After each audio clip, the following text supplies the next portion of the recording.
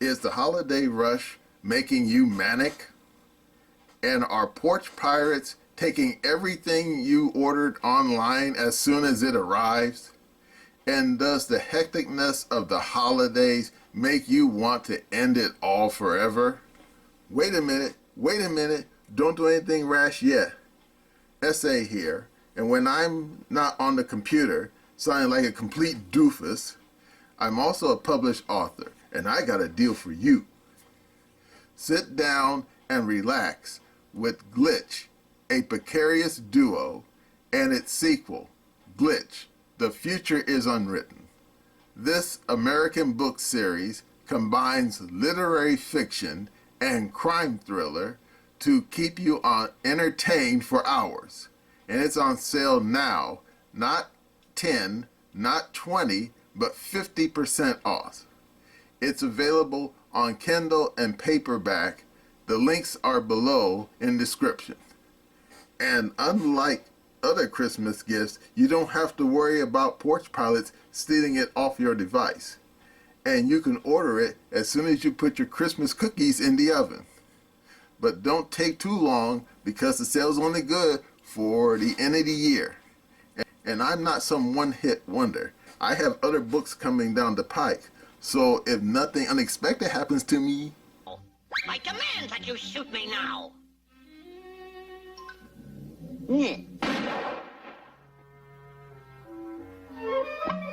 you'll see those other books soon enough. Now let's get back to the video. Hello again. Essay here. Who was Prometheus?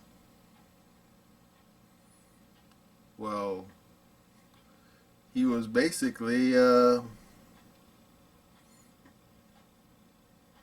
figment of someone's imagination.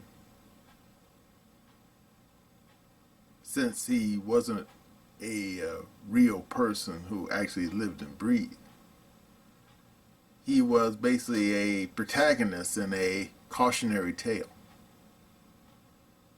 And what was that tale? About he, Prometheus, stole fire from the gods, the Greek gods, and gave it to humanity. And for that, the gods punished him. They tied him to a side of a mountain. And for eternity, a bird of prey would show up and tear out his liver, only for it to grow back the next day. And then the same bird would show up and tear it out again. Have to admit, when it came to punishment, those Greeks didn't mess around. And then, of course, Mary Shelley took that old mythos and applied it to a modern story, or at least modern as far as the 19th century was concerned. And she wrote the new Prometheus, Dr. Baron von Frankenstein, who, taking parts as parts, created life in a laboratory. And anyone who's read the book, not the not the Boris Karloff film, knows what happened next. That creature, that new life that Dr. Frankenstein created, he could not control, and he could not destroy it. And the monster, the creature, pursued Dr. Frankenstein to the North Pole, where the creature finally caught up with him and did him in.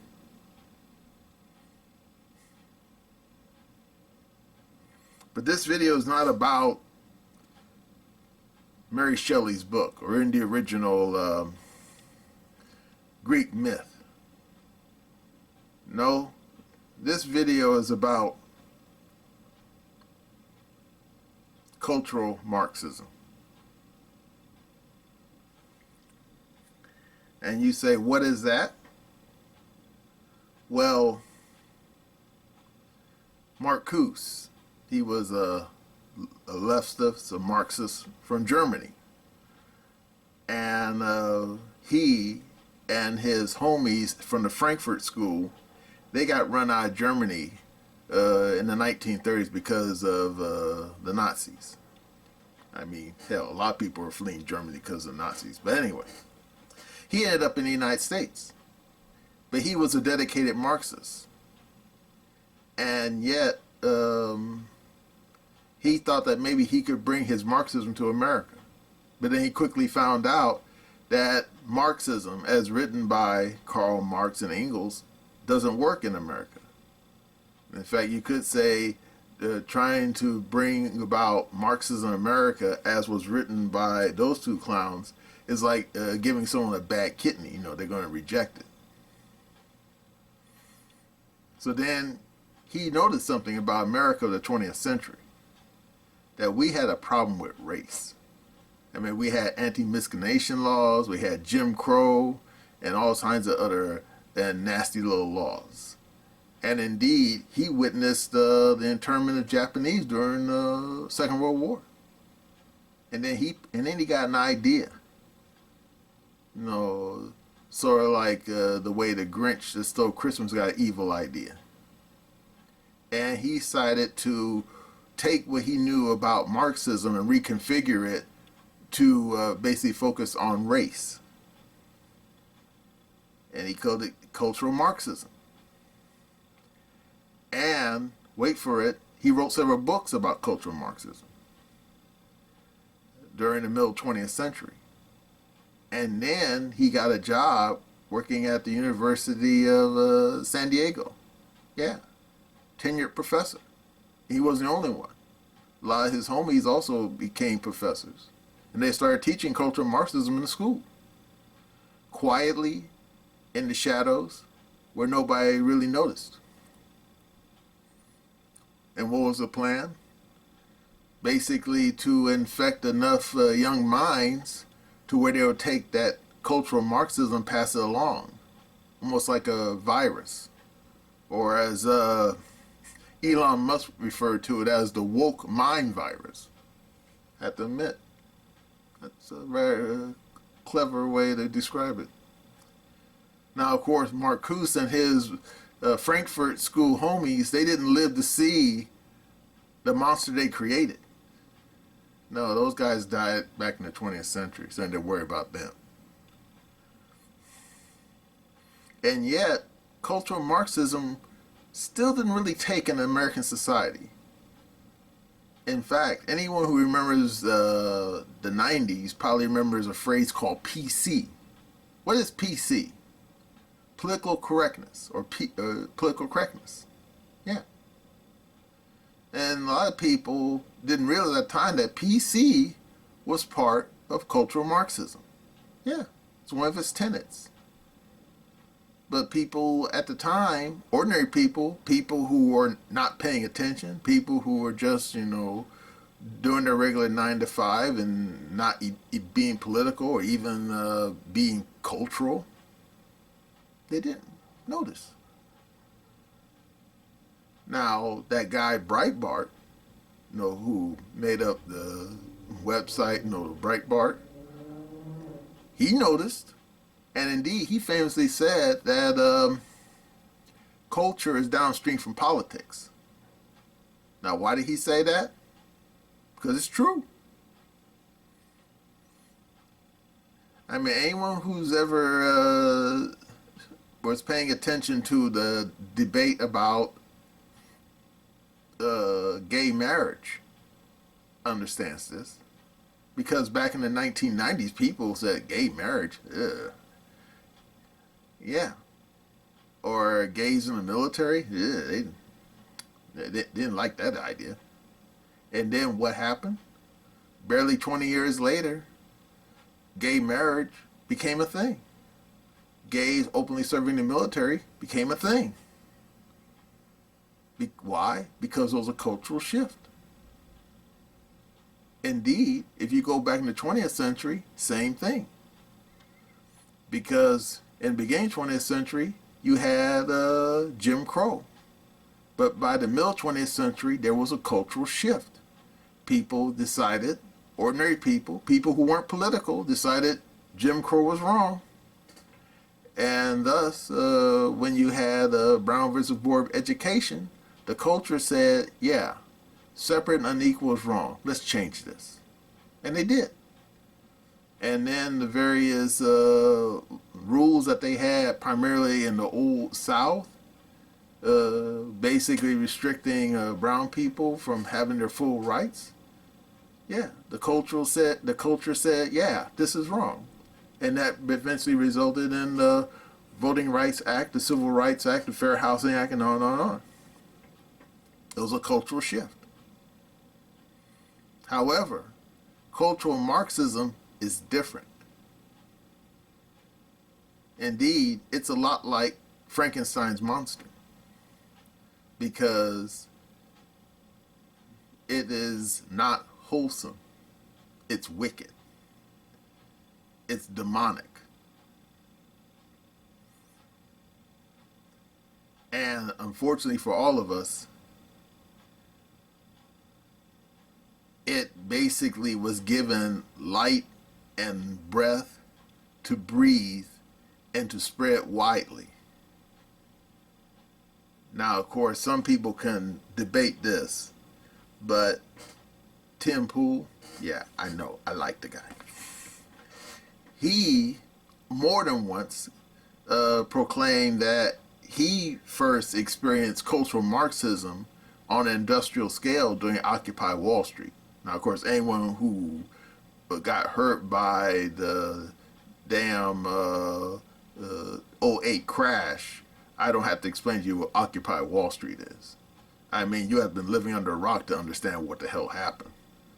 Where the millionaires and the billionaires and the damn bankers basically played casino with the damn economy and damn near trashed it. And then they got bailed out by the federal government. And thus, when Occupy Wall Street happened, a lot of people were pretty pissed. Especially those who may have seen that old Michael Moore film, Capitalism, A Love Story, where Michael Moore, proclaimed not only that these bankers didn't give back the money, but they were giving themselves all kinds of damn big bonuses on the damn taxpayer dime. So yeah, you had a lot of people down there Occupy Wall Street. They were pretty, bent out of shape, and they have every right to be. And according to Tim, he said that you had the whole Rainbow Coalition on there. Every ethnicity, every educational stripe, every strata on the damn economic scale, everyone was represented. Okay, maybe the billionaires and the millionaires weren't represented, but everybody else was. And then these cultural Marxists showed up, the wokesters. And just like Orwell's Animal Farm, they blew up Occupy Wall Street. But then it didn't stop there. Nope.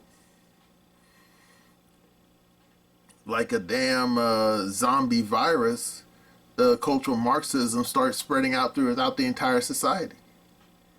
And of course, some of the really smart people, like Jordan Peterson, said that yeah, the stuff was always there in the university, but it was at a low level. But after Occupy Wall Street, it was like a thunderhead. And of course, anyone who is familiar with summer storms knows what a thunderhead is, where it seems all of a sudden you have a clear sky and not a cloud, and all of a sudden you see this big, humongous eruption of thunder clouds, and then you have a huge summer deluge. Yeah, it was like that. And before anyone knew what was happening, these cultural Marxists were appearing everywhere. I mean, it was almost like that Donald Sutherland version of Invasion of the Body Snatchers. Now, at first it was 1, and then 2, and then 4, and 8, and 10, and 12, and 16, and 32, and 64, and 128. I mean, these people were just popping up everywhere. And I mean everywhere. I mean, not only were they appearing in the damn Fortune 500 corporations, but they were appearing all over the news media and Hollywood. I mean, you think all those Disney bullshit films, all that woke garbage was an accident? No, it was deliberate. You think Anheuser-Busch hiring Dylan Mulvaney to peddle their beer was an accident? No, it was deliberate. And right now as we speak, inside the federal bureaucracy, you have this woke politics throughout it. These people are even in the White House, in the military. You don't have to, anyone who's seen these damn videos on TikTok of these people with their military uniforms on, talking about their pronouns and putting all kinds of weird garish makeup on their faces. I mean, like, what the hell? And it ain't stopping there. Because anyone who's been down there, the Eagle Pass, down there on the border, can see it. All those people rolling in to the country like the damn border doesn't exist, by the tens of thousands of them a day. That's not an accident. That's deliberate.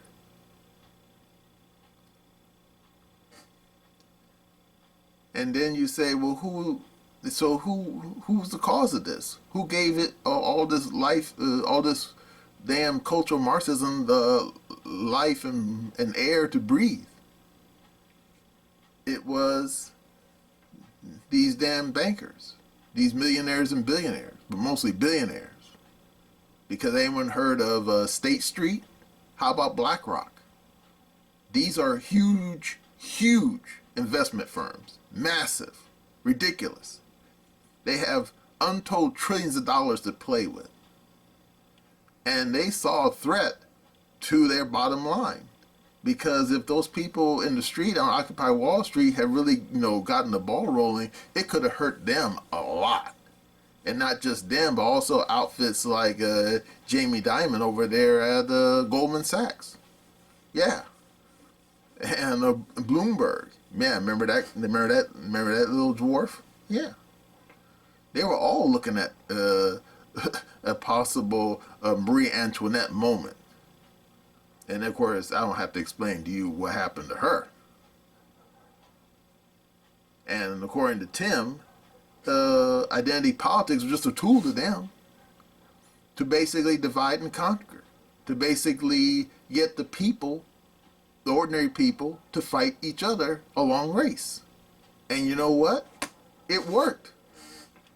And indeed, you jump forward a full decade now, and do you see anyone talking about the millionaires and the billionaires, how they fleeced America and how they need to pay up? Nope. What do you see if you look on social media?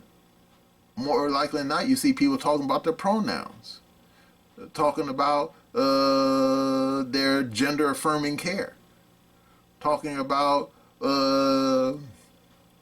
how capitalism is evil and that communism is good. Yeah. We're not talking about some random idiot on the street corner. We're talking about people who went through the university system. People who went to Harvard. People who went to Yale. People who went to Brown and Vassar and MIT. The place where we get our fucking scientists and engineers from. They're all promoting this stuff. And it's gone into the medical system. Yes. There's a video. You can look it up. Over at Johns Hopkins, where they had these people, the damn doctors, the people who run Johns Hopkins University, talking about how because of equity, inclusion, and diversity, equity, inclusion, They want to start doling out medicine, not to who needs it, but based on equity. And what does that mean?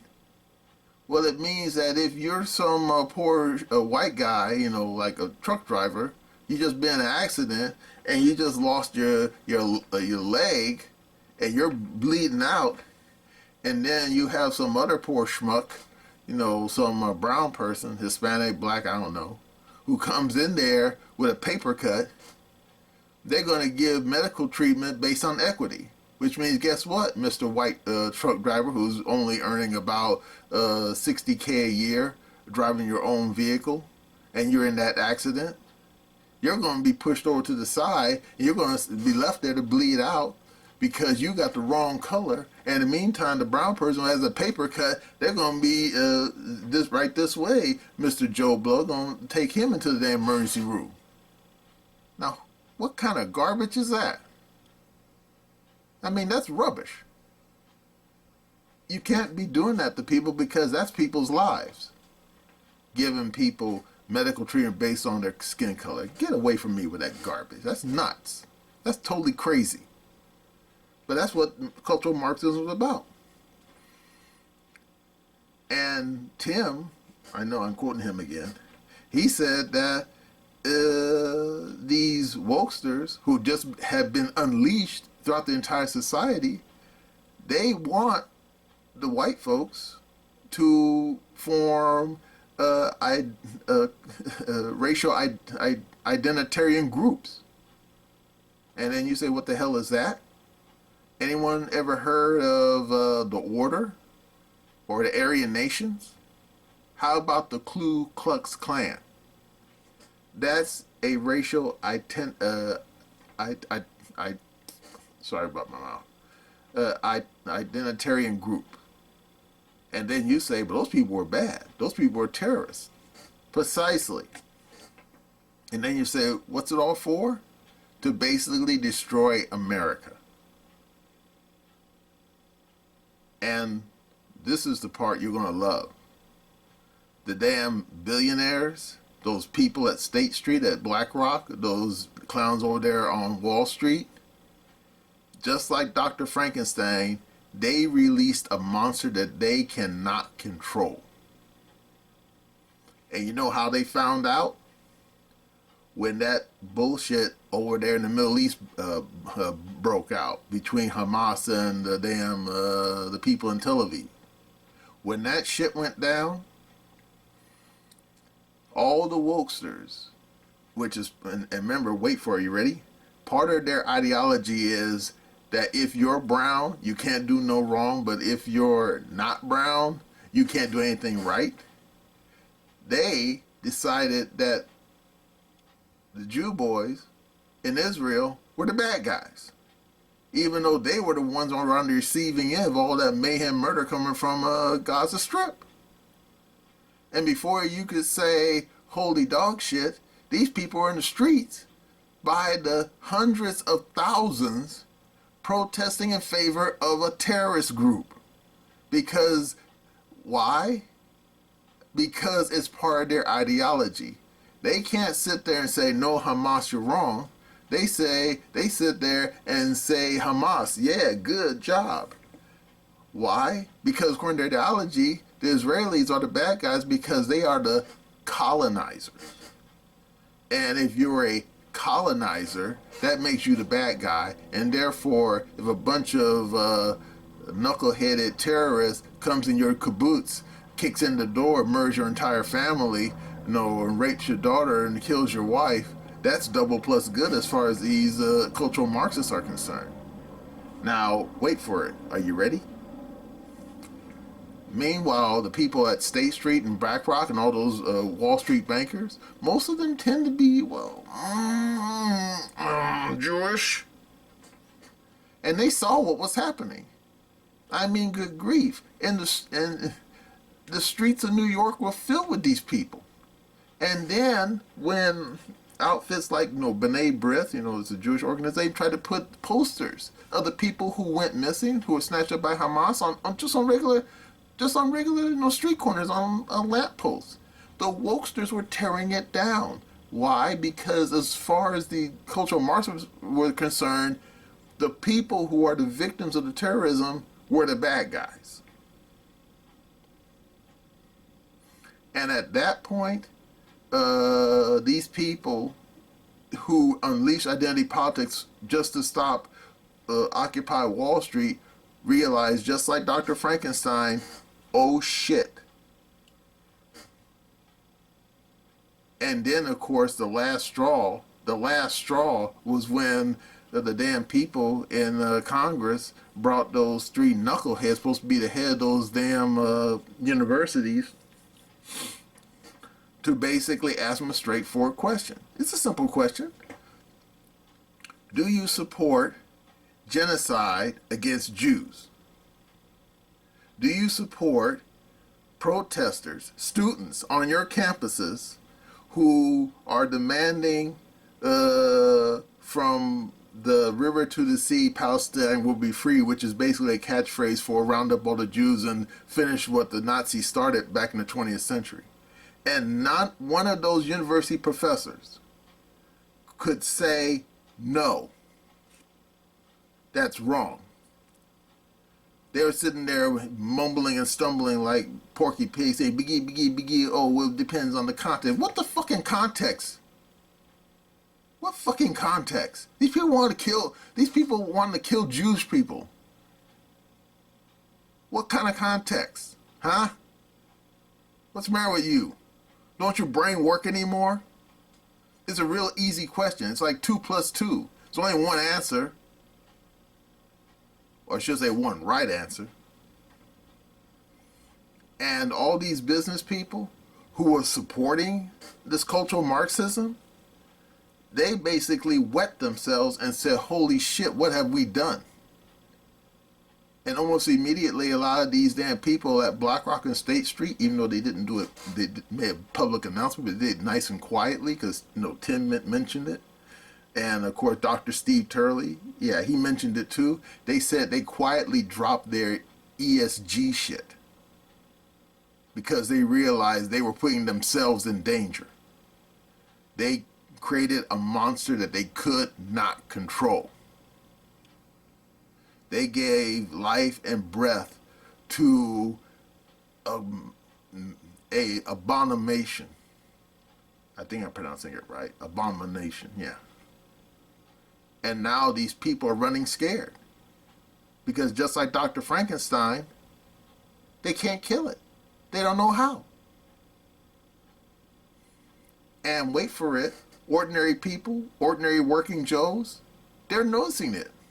They're noticing how the cultural Marxism has has become like blood poisoning in American society. I mean, just within the last 12 months, multiple numbers of career military officers quit the military because of this cultural Marxism that totally just bulldozed throughout the entire Pentagon. You have people in Chicago, brown people, who are screaming loudly at their civic leaders, saying, you have all these people coming from down south, and not just down south, but across the ocean, through the open border, and they're filling up our damn schools, and filling up our neighborhoods. And what are you doing about it? What they're doing about it? I'll tell you what they're doing about it. According to James O'Keefe, these damn people are basically putting their head in the sand and ignoring it. And indeed, James O'Keefe just recently, he said that he was quietly reached out to by people at the TSA and at various airlines like United. And they spoke to him incognito, and they said that we have people coming into the airports with no ID, no security screening, nothing, and getting on airplanes and flying to God knows where. And these people, first they were scared, and now they're angry. Because they said that it seems like they're on a runaway train, and the damn engineer is not in the damn in the engine. And they don't know what to do. And James O'Keefe, he said that he's going to be putting out some videos talking about these people. Because he said that, multiple people have reached out to him about this. And then, of course, down there at the border, you have regular Border Patrol people who are going to complain loudly, of course, behind the backs of their bosses back in D.C., saying the same thing, saying that they can't do their job because they're not allowed to do their job. They got orders directly from D.C. telling them to let the people in. And at first they were giving them court dates, but then they were told, because they mentioned this on, Jesse Waters mentioned it. He said that they're not even giving these people court dates anymore. They're just letting them in. And then you say, well, that's Mark, that guy, that clown who's supposed to be head of DHS. I can't think of his name now. Almost at Markukis. I think it's, I'm totally mispronouncing his name. I know it's a weird looking Greek name. I think it's Greek. Sounds Greek. But anyway, and you think it's an accident? No, it's deliberate. Why? Because the people who have wormed their way throughout the federal government bureaucracy also wormed their way into DHS, and they're allowing this to happen.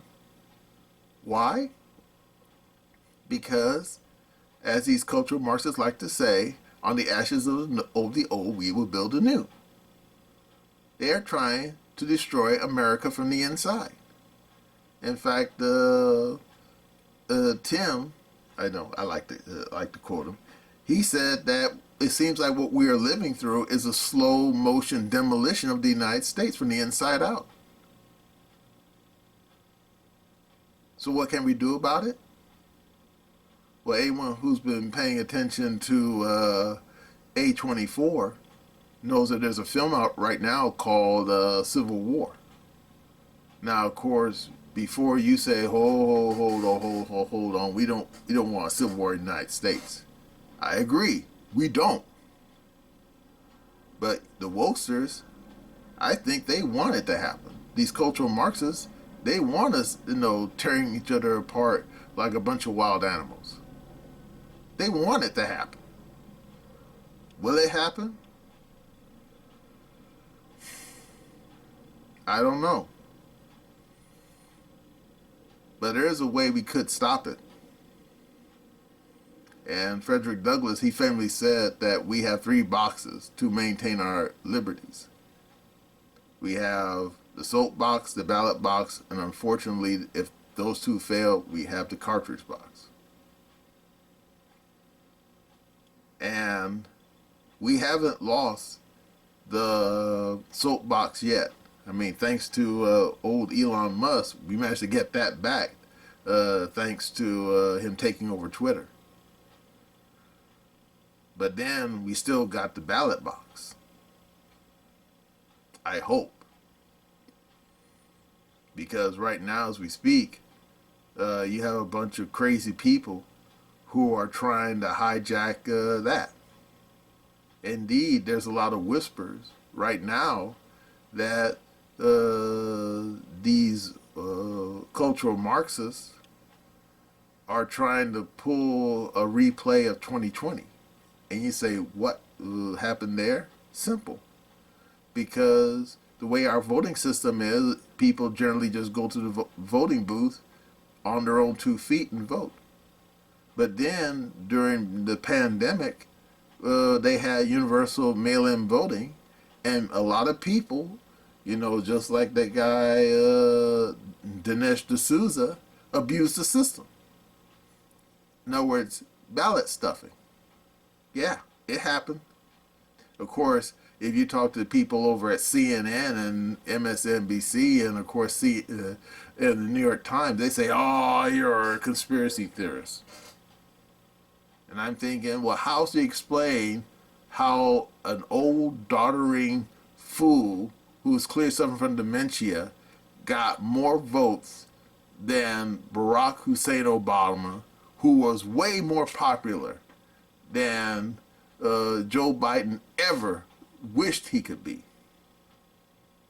Because those little shenanigans, that's right. But of course, Dana Perino and Greg Gutfeld, they said that the only way Joe Biden could stay in office for 4 more years is if they pull the same stunt again. Now, will they? With universal voting? I don't know. But they might try it. But how will they make it happen? Don't know. But, and then of course there's a few people at the Washington Post who keep saying that old Sleepy Joe needs to step down and clear the way for Gavin Newsom. Will that happen? I don't know. Because a lot could happen in a year before the election. I mean, old Sleepy Joe could have a stroke and die in the White House, and then we'll have Cackling Harris as president. And who really wants her as president? I mean, the woman's an empty suit. I mean, people have never talked about Dan Quayle. Dan Quayle got nothing on Cackling Harris. I mean, the woman, she's not home. But yeah. In the meantime, all these cultural Marxists throughout the entire society, at the highest level, you think they're going to allow ordinary people to vote them out? Don't bet your life on it. And therefore, so what we do? We have to use the tools that we have. You have to vote. You have to vote against anyone who supports this cultural Marxism. Get them out of the White House and get them out of the bureaucracy. That'll be a first step. Now, as for the Fortune 500, as well as the university system, that's going to be a little bit harder.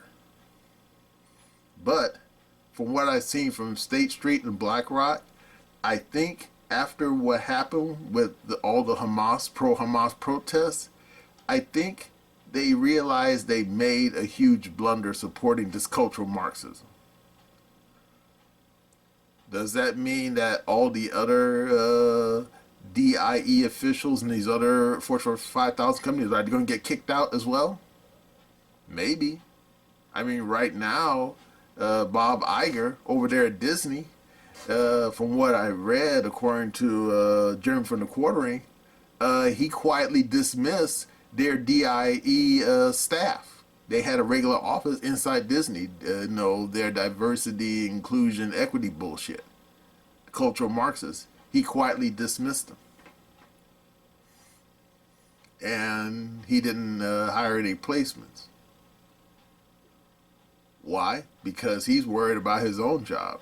Because he has a bunch of activist investors who are quietly buying up Disney stock, wanting to take the company from him.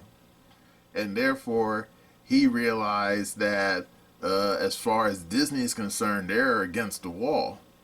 And they can't lose any more money on bad movies. So he's doing what he can to try to, what's the cliche, right the ship. And I say that's good. Because he wasn't a wokester anyway. He's just a businessman. All he cares about is money. And I think that's one hope for the Fortune 5,000 corporations, is that these CEOs and CFOs, for the most part, are business people. They don't really care about cultural Marxism. They just care about money. They just use cultural Marxism to get rid of their potential political enemies, i.e. the Occupy Wall Street people. Now, will they push out the wokesters? I don't know. But we got 11 months to before the next election. And if we fail to get these people out of there, the White House that is, that will likely be the last election that will occur in the United States. And it's not just me saying this.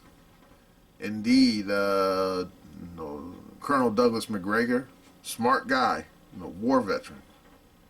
He's worried that we may not make it to 2024 election. And of course, Roseanne Barr feels the same way. That something bad's going to happen. Real bad. What? I don't know. Third World War, another pandemic, or I should say fake pandemic. Perhaps even Sleepy Joe, or I should say Sleepy Joe's handlers declaring martial law and suspending habeas corpus.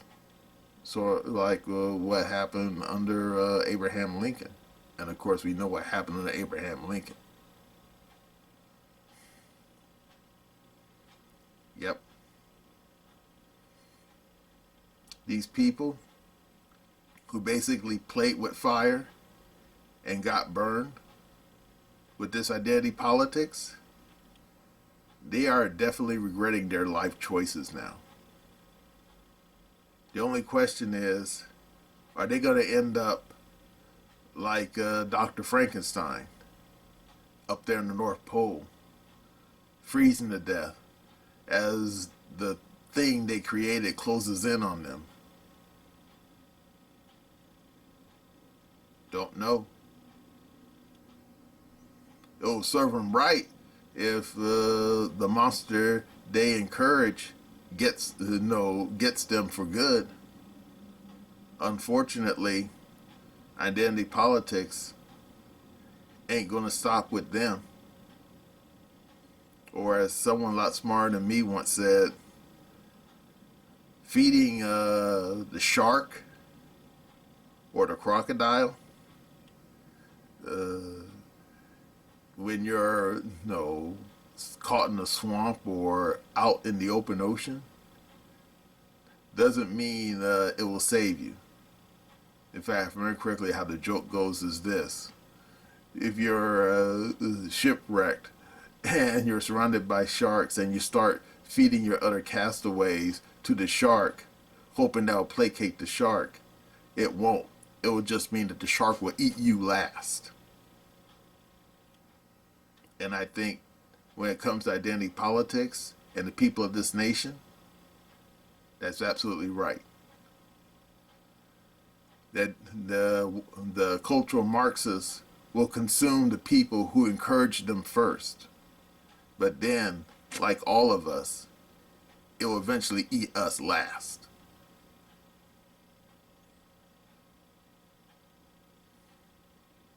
That's goddamn right.